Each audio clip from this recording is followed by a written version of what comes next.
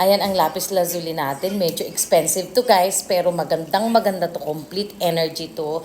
Para gumanda ang buhay mo, prosperity and wealth. I-text nyo lang ako dyan. Set na yan, ibibigay ko yan. So yan lang muna kasi ayoko na munang magkalkal ngayon. Ito na lang muna ang pinapa-flex yung mga mabilis nating mga ano ngayon.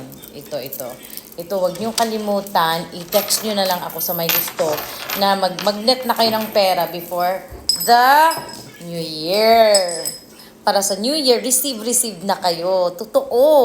Dahil nangyari ito sa akin lahat, kaya ako na-obsessed na sa ganito ngayon dahil nakita ko talaga na sobrang nag-iba yung energy, nag-iba yung takbo ng panahon, nag-flow ang good